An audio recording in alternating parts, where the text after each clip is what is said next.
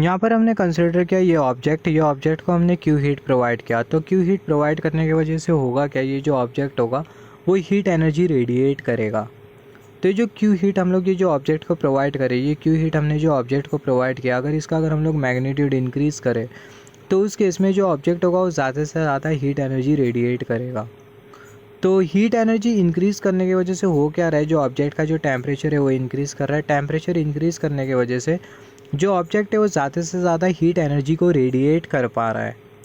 तो कोई भी ऑब्जेक्ट कितने टेम्परेचर पर कितना हीट एनर्जी रेडिएट करेगा, इसको फाइंड आउट करने के लिए हम लोग यूज़ करते हैं स्टीफन बोल्ट्जमैन लॉ।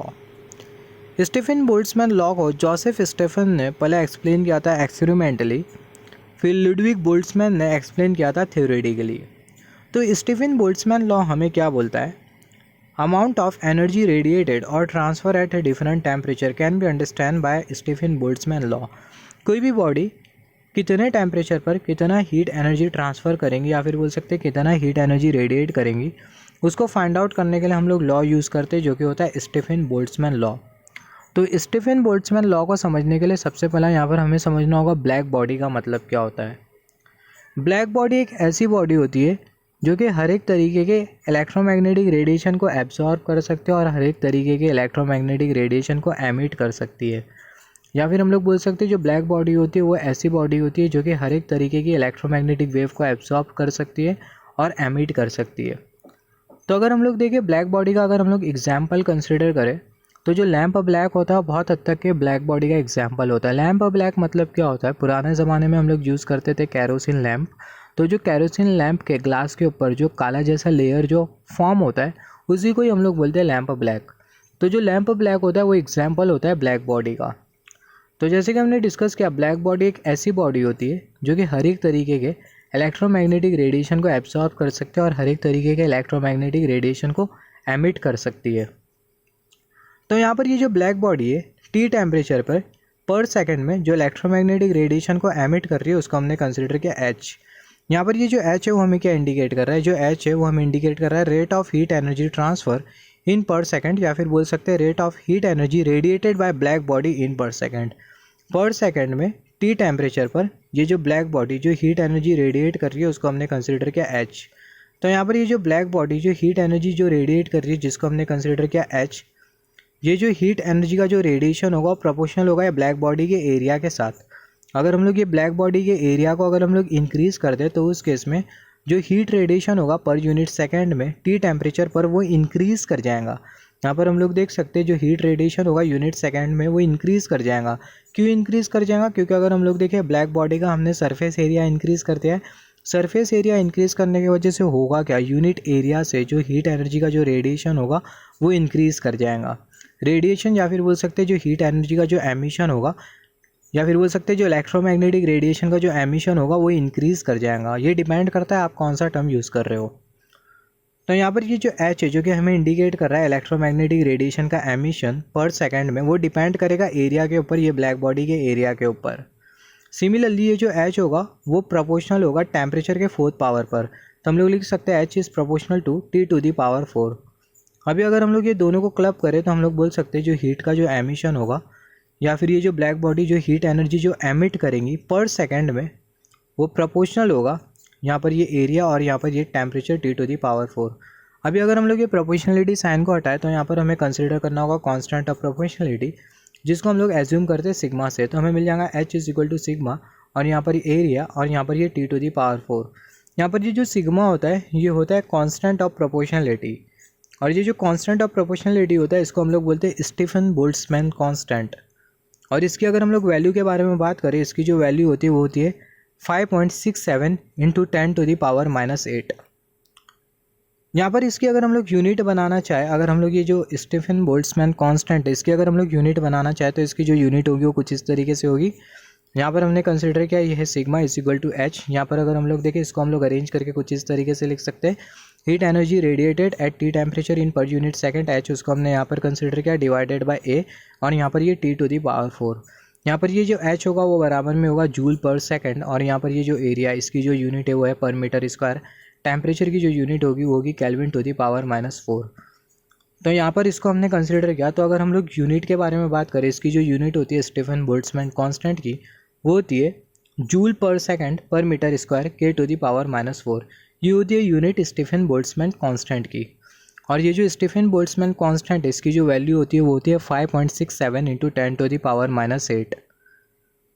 तो यहाँ पर अभी अगर हम लोग देखें, कोई भी ब्लैक बॉडी एक पर्टिकुलर टेम्परेचर पर कितना हीट एनर्जी रेडिएट करेंगी, उसको फाइंड आउट करने के लिए हम लोग ऑब्टेन करेंगे एक इक्वेशन।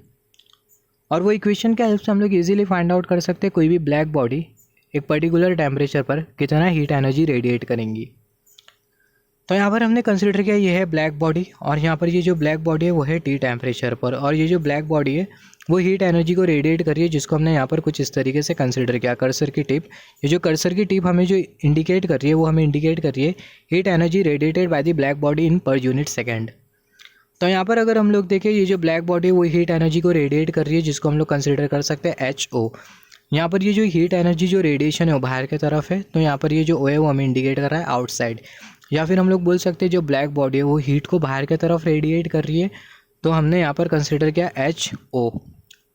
जो हीट है वो ये ब्लैक बॉडी से बाहर जा रही है, तो यहाँ पर हमने कंसिडर किया HO। या फिर बोल सकते हैं जो इलेक्ट्रोमैग्नेटिक रेडिएशन है वो ये ब्लैक बॉडी से बाहर जा रहा है, तो यहाँ पर हमने कंसिडर किया HO।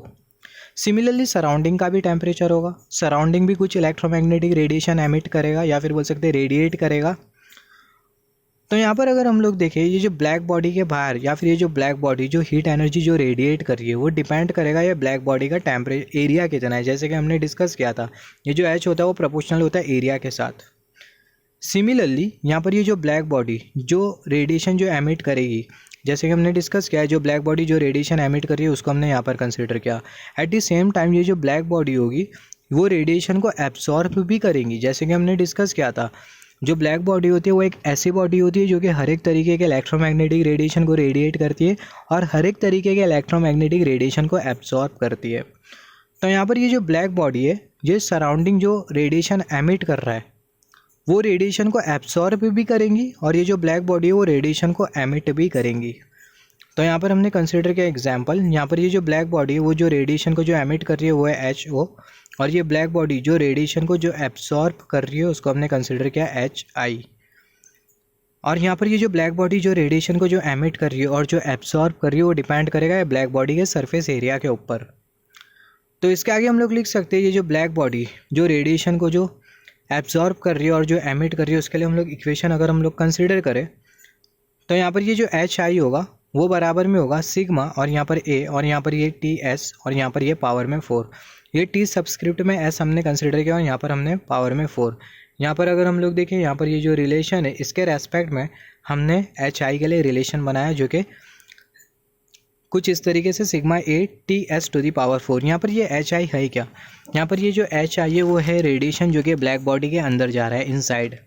और यहाँ पर ये जो सिग्मा है, जैसे कि हमने डिस्कस किया, ये है स्टीफन बोल्ट्जमैन कांस्टेंट, और ये जो A है वो है एरिया ये ब्लैक बॉडी का, और यहाँ पर ये T⁻⁴ ये हमें क्या इंडिकेट कर रहा है, सराउंडिंग का टेम्परेचर। सिमिलरली ये जो HO होगा वो बराबर में होगा सिग्मा स्टीफन बोल्ट्जमैन कांस्टेंट, और यहाँ पर ये A, और यहाँ पर ये T⁴। तो हम लोग बोल सकते हैं जो नेट हीट रेडिएशन होगा, या फिर बोल सकते हैं just wait for a second, जो नेट हीट एमिशन होगा वो बराबर में होगा HO - HI। HO - HI मतलब ये जो ब्लैक बॉडी जो नेट हीट जो रेडिएट करेंगी उसको हमने कंसिडर किया H, और वो बराबर में होगा HO - HI। तो यहाँ पर ये जो HO होगा और यहाँ पर ये जो HI होगा उसकी जगह हम लोग पुट कर देंगे ये दोनों, तो हमें मिल जाएगा सिग्मा × A, यहाँ पर ये T⁴ - TS⁴। तो यहाँ पर हमें कुछ इस तरीके से इक्वेशन मिल जाएगा, नेट रेडिएशन एमिशन या फिर बोल सकते हैं net radiation by the black body वो बराबर में होगा सिग्मा × A T⁴, और यहाँ पर ये TS⁴। तो कोई भी ब्लैक बॉडी कितने टेम्परेचर पर कितना इलेक्ट्रोमैग्नेटिक रेडिएशन एमिट करेंगी उसको फाइंड आउट करने के लिए हम लोग यूज़ करेंगे ये वाला इक्वेशन। यहाँ पर अगर हम लोग देखें, हमने ब्लैक बॉडी के लिए इक्वेशन बनाया है। अगर कोई ऑर्डिनरी बॉडी अगर रेडिएशन एमिट कर रही हो तो उस केस में कितने टेम्परेचर पर कितना रेडिएशन एमिट करेंगी वो ऑर्डिनरी बॉडी, उसको फाइंड आउट करने के लिए हम लोग क्या करें, उसको फाइंड आउट करने के लिए भी हम लोग यहाँ पर इक्वेशन बनाएंगे।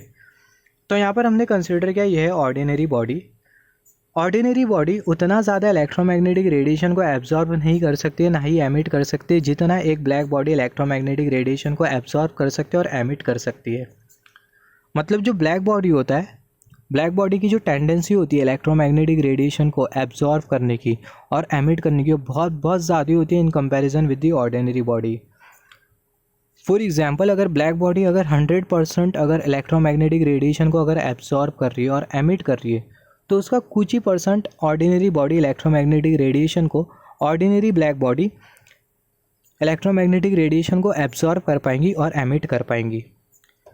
तो हम लोग यहाँ पर एक एग्जांपल भी कंसिडर करेंगे जिसके हेल्प से समझ में आ जाएगा कि जो ऑर्डिनरी बॉडी होती है वो कितना इलेक्ट्रोमैग्नेटिक रेडिएशन को एब्जॉर्ब करती है और एमिट करती है in comparison with the black body.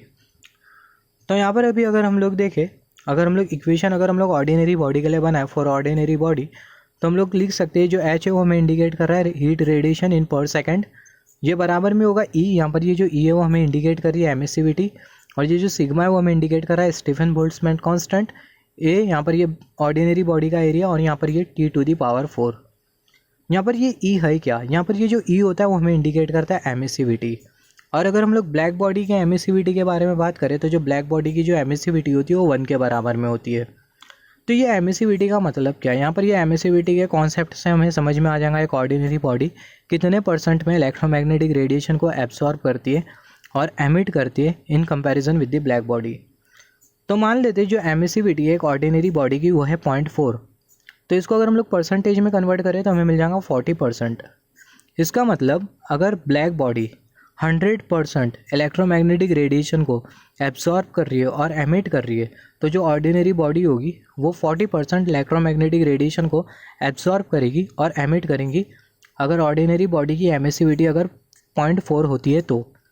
Similarly मान लेते हैं जो ऑर्डिनरी बॉडी है उसकी जो एमिसिविटी है वो है 0.5, परसेंटेज में कन्वर्ट करें तो हमें मिल जाएगा 50%। तो इसका मतलब कोई ब्लैक बॉडी अगर 100% इलेक्ट्रोमैग्नेटिक रेडिएशन को अगर एब्सॉर्ब कर रही है और एमिट कर रही है, तो उस केस में जो ऑर्डिनरी बॉडी होगी इलेक्ट्रोमैग्नेटिक रेडिएशन को 50% एब्सॉर्ब करेगी और एमिट करेंगी अगर वो ऑर्डिनरी बॉडी की एमिसिविटी अगर 0.5 होती है तो। हमने डिस्कस किया एमिसिविटी का मतलब क्या होता है और जो ऑर्डिनरी बॉडी होती है वो कितना हीट एनर्जी को एब्सॉर्ब करती है, वो डिपेंड करता है वो ऑर्डिनरी बॉडी के एमिसिविटी के ऊपर। मतलब कोई भी ऑर्डिनरी बॉडी कितना इलेक्ट्रोमैग्नेटिक रेडिएशन को एब्सॉर्ब करेंगी और एमिट करेंगी वो डिपेंड करेगा वो ऑर्डिनरी बॉडी की एमिसिविटी के ऊपर। सिमिलरली यहाँ पर हमने कंसिडर किया था सिर्फ ऑर्डिनरी बॉडी का टेम्परेचर, अगर हम लोग सराउंडिंग का टेम्परेचर कंसिडर करें तो हम लोग लिखेंगे H is equal to E into sigma into A, और यहाँ पर ये T to the power 4 minus TS to the power 4। तो यहाँ पर ये वाली इक्वेशन के हेल्प से हम लोग फाइंड आउट कर सकते हैं कोई भी ऑर्डिनरी बॉडी कितने टेम्परेचर पर कितना इलेक्ट्रोमैग्नेटिक रेडिएशन एब्जॉर्ब करेंगी या फिर बोल सकते हैं एमिट करेंगी। जैसे कि हमने डिस्कस किया था black body can absorb maximum amount of electromagnetic radiation and can emit maximum amount of electromagnetic radiation. ये बहुत इंपॉर्टेंट है ब्लैक बॉडी का कॉन्सेप्ट। तो हमने डिस्कस किया स्टीफन बोल्ट्जमैन लॉ के बारे में, हमने डिस्कस किया स्टीफन बोल्ट्जमैन लॉ में एक ब्लैक बॉडी एक पर्टिकुलर टेम्परेचर पर जितना रेडिएशन एमिट करेंगी उसको हम लोग फाइंड आउट कर सकते हैं ये वाले रिलेशन के हेल्प से, और एक ऑर्डिनरी बॉडी एक पर्टिकुलर टेम्परेचर पर कितना इलेक्ट्रोमैग्नेटिक रेडिएशन एब्सॉर्ब करेंगी या फिर बोल सकते हैं एमिट करेंगी उसको हम लोग फाइंड आउट कर सकते हैं ये वाले रिलेशन के हेल्प से।